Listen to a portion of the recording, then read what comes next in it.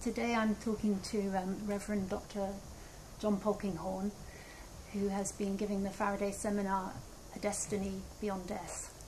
John, what questions does science raise about the whole question of life after death?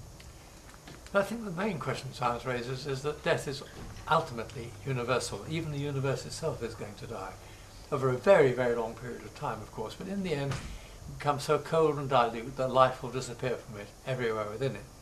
So the question then is, does it all make sense, or is it in the end just futility? And if science is the only story to tell, I think you would end up with futility. I believe there is a faithful God who is the creator of this world, and who have a purpose for creation beyond its death. Science can either speak for or against that belief. Okay. You talk a lot about the soul in your seminar. Does your theological understanding shed light on the nature of the soul?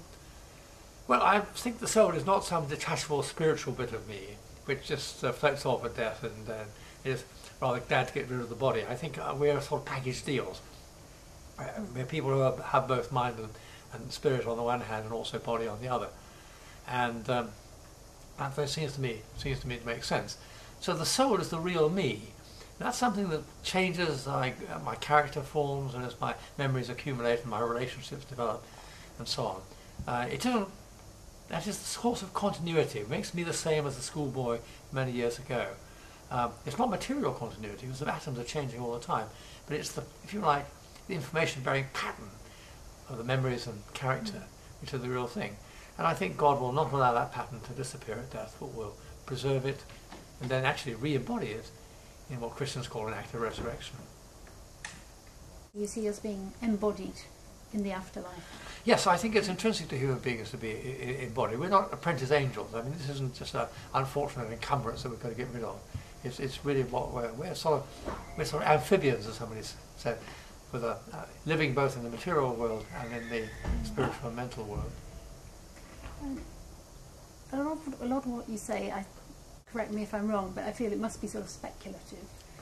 So how important is it to actually discuss these questions? Well, I think it's important it's just all speculative. I mean, in some sense, wait and see is the answer to these things. But I think it's important to discuss them to see that the idea of a destiny beyond death is a coherent belief. It's the certainty of it happening depends upon belief in the faithfulness of God, and also as Christian, I would say, the resurrection of Jesus Christ, which is the anticipation of their destiny. So that's if you like, the groundwork. The details are speculative, but I think they're, in a cautious and sensible way, they're important to explore. Okay, thank you very much. Thank you.